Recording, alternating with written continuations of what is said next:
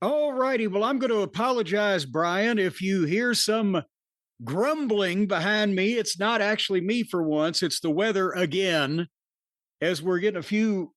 I'm looking over my shoulder here. It's got awful dark. We're getting a few rumbles of thunder and some torrential rain here right now. What's new in Louisville? But speaking of bad weather and an ill wind blowing, we mentioned, I guess last week now, here on one of the programs, that an old friend of ours had peeked his head back up above ground. And we're doing a little public servicing because the public always loves to be serviced. Because Colin Thomson, the CEO, major domo, whatever you call it, of Kast Media, who we have had some dealings with in the past, the viewers Well, may he actually go stepped down. ahead. He stepped down as CEO. He's now the CEO, Chief Creative Officer, but he's the majority owner, over 99% owner of Cast Media. How about this? He's the loose nut behind the wheel of Kast Media. There you go. There you go. And we've mentioned some of our dealings with him in the past. It's been an ongoing thing.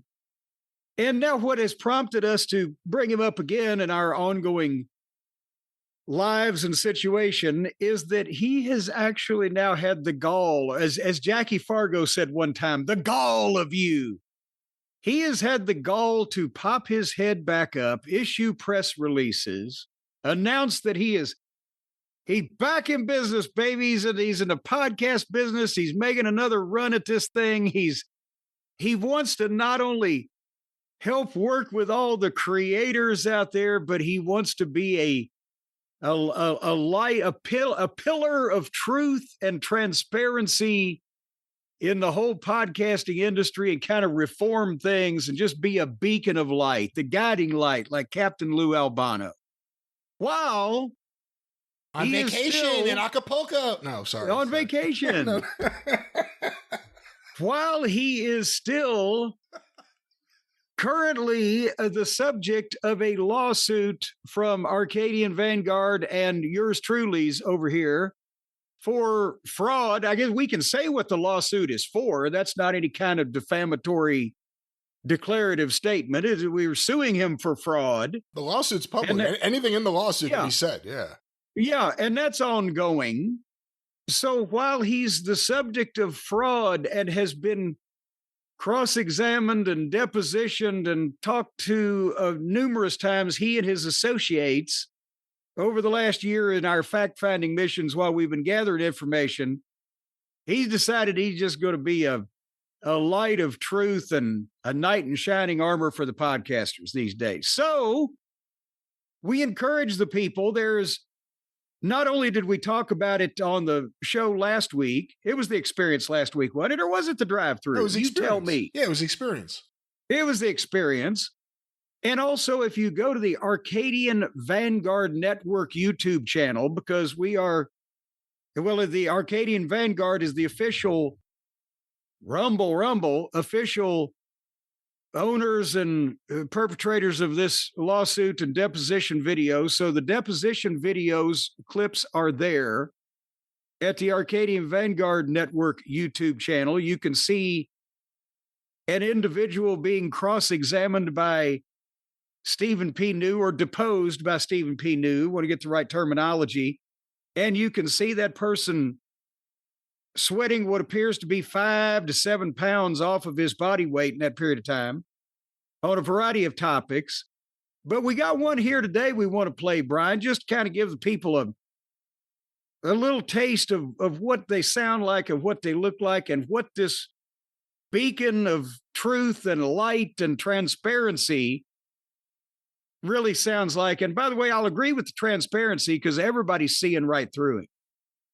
That's right. Apparently when he reappeared, because we heard from people who follow him on Instagram, which is a private account, so you kind of have to be locked in as a follower there, that he reappeared and all of a sudden it was like how this has brought him closer to God, this whole experience. Well, our intention was to bring him quite a bit closer to God, but that was my first thought, but I was voted down in favor of the lawsuit. No, all kidding aside though, I don't care. You know, you're kind of out of this because you're an atheist. But no matter what God you believe in, no matter who that God is, no matter what religion you believe in, Do you think that God would come back to earth and say, Colin, I got to spend time with you? No. He's a godless, soulless ghoul who was raised wrong. And I'm saying that from my personal experience, having dealt with him. Just a Weasley ghoul. And apparently a lot of people from watching these deposition videos have thought he maybe hopped up on something. I didn't even pick up on that. I just thought it was all nervous tics. No, and that was a lot of comments that a lot of people who were former users of these substances were making. Not that we're casting any aspersions, but, that was just a lot of people saying it. Not the kratom, ladies and gentlemen.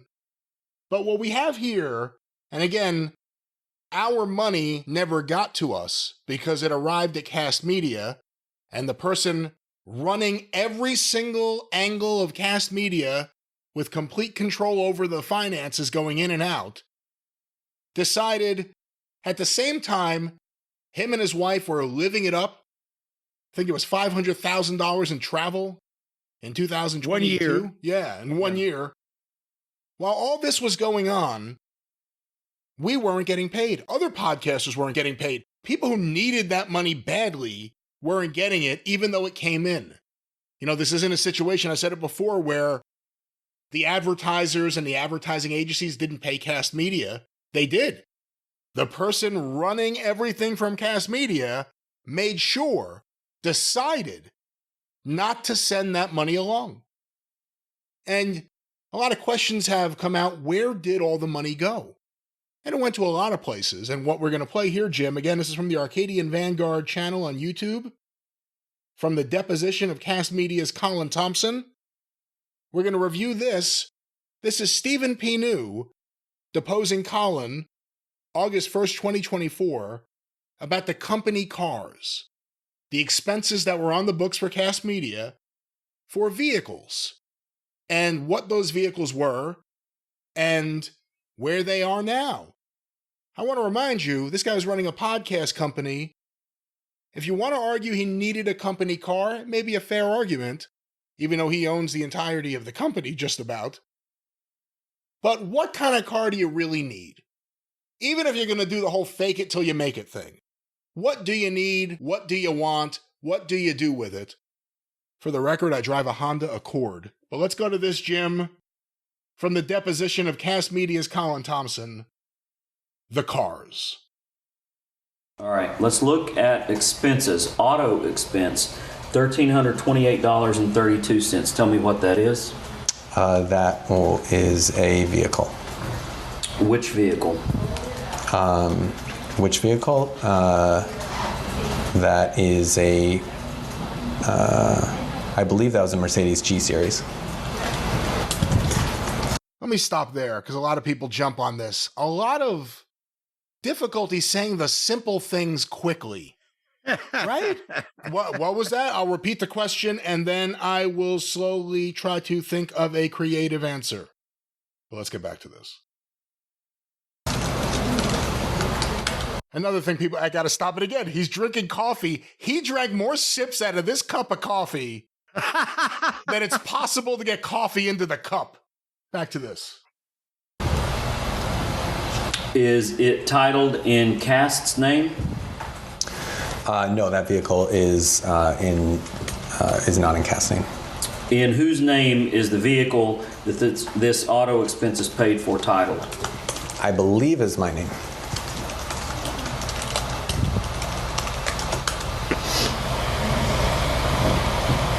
Is this the only auto expense Kast Media Inc. has paid for you? No. What other auto expenses has Kast paid for you? There's a different Mercedes and there's a Tesla.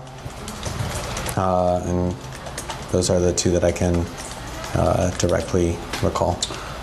Let me stop there. He's not even saying that's everything. That's just what he could directly recall.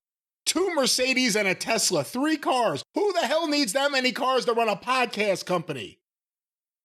Why do you need 2 cars at once to run a podcast company? But 3 cars, 3 luxury cars. Any thoughts? Well, now, see, that's the thing, Brian, is that one of them is going to run out of gas. While you send a member of your team to go fill that one up, you got to drive the other one, but then the ashtray is going to get filled up in that one. So while you get that one over to the car wash, you got to drive another one. It's a good deal, too, because once a member of your team comes over to help you, you don't pay them. But let's go back to the deposition of Kast Media's Colin Thomson, the cars. Does Kast continue to pay your Mercedes G-Wagon payment? No. When did Kast last pay your Mercedes G-Wagon payment? I think probably before the petition date. Do you still own the Mercedes G-Wagon? No. Did you let it go back? What does that mean? Did you let Mercedes or a lending company repossess the G-Wagon? No. Where is the G-Wagon now? I sold it. You sold it? Yep. When did you sell it?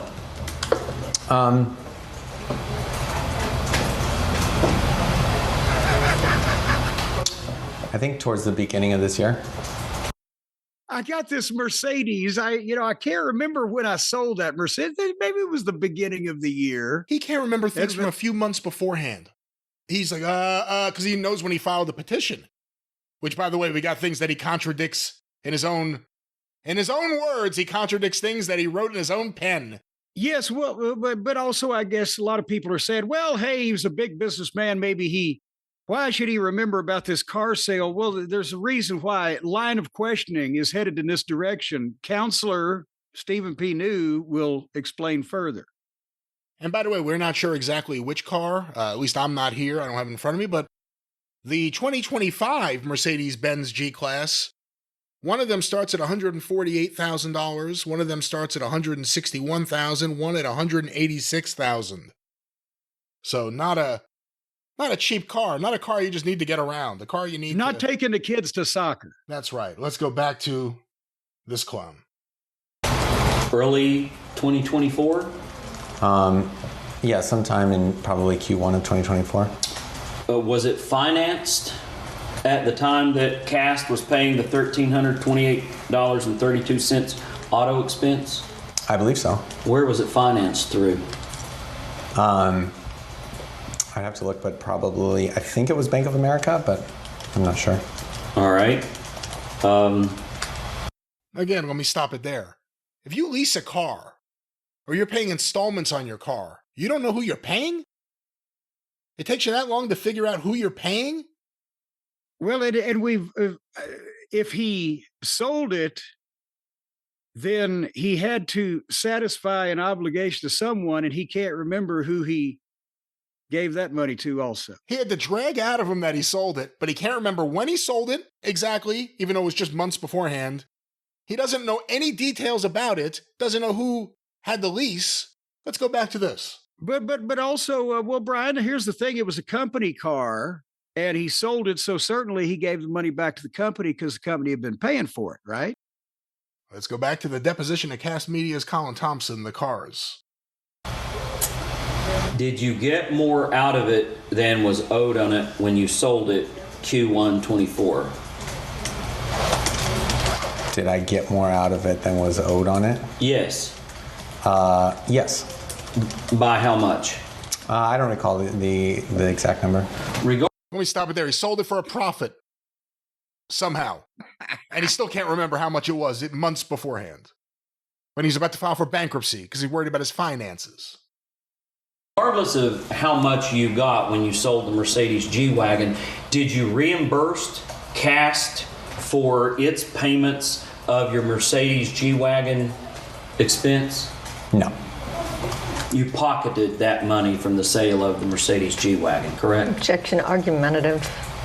Did you have a question? Yeah, I have a question. You kept the money from the sale of the Mercedes G-Wagon. You didn't reimburse. In other words, you didn't reimburse Kast. So I already said that I didn't reimburse Kast. All right, and you kept it though, right? As opposed to doing something else with it. I don't know what you mean. Like I didn't reimburse. Like pay a debt, pay somebody that you might owe money. I didn't reimburse Kast. Nor did you pay any other debt that Kast might have had. Correct? That would have been reimbursing Kast. Indirectly, right?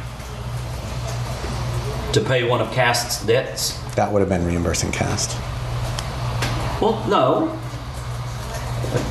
If you think that's what it was, I'll accept that answer. Let's talk about the other vehicles that Kast paid for you. No, before we get off of the G-Wagon, how long did Kast make your G-Wagon payment? I don't remember exactly when. Probably since sometime in 2021. Okay.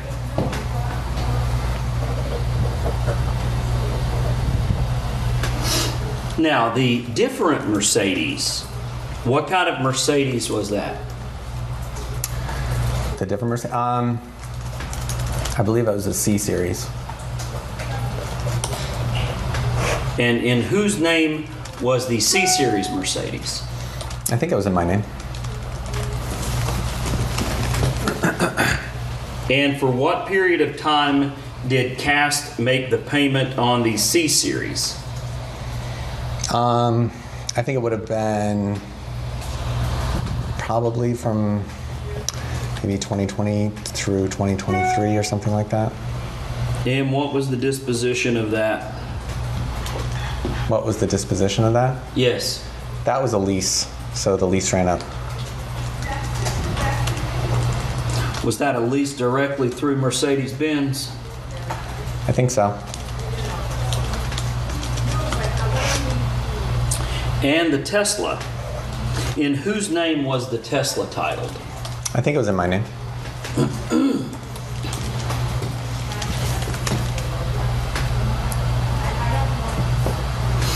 And how long did Kast make the Tesla payment on your behalf?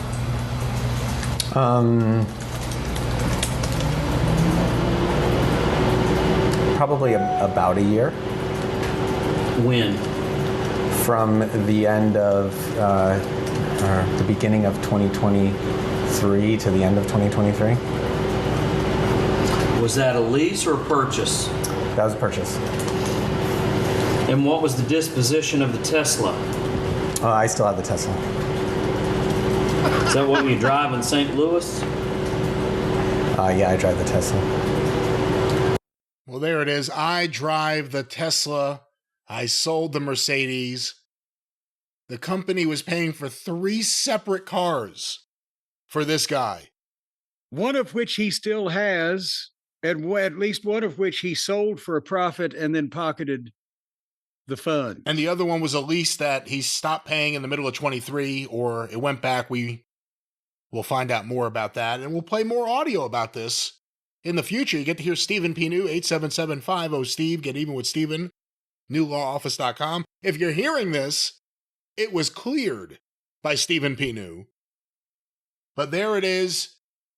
We thought that this guy treated the company like his personal piggy bank. It turns out, in his own words, he did. More to come. And we have multiple examples of this kind of financial shenanigan, both that we will be airing and or otherwise added to the case. There's a lot of accountants that he's thrown under the bus, but we'll see what happens. It's like future. A bumpy farm road. Try to drive that bus down the street with all those accountants in the way. I know nothing. And it's amazing. I know nothing. It's the accountants. I know nothing. It's an amazing what some poor accountant that is basically being subpoenaed to testify under oath in a case where somebody is being accused of stealing money. It's amazing how quick those accountants will say, you know what, here's what actually happened. We find that to be a very common occurrence. NDAs go away very quickly. They don't want to lose their licenses and shit. That's well, see, right. NDAs don't work in case of shenanigans. Well, more to come about these shenanigans.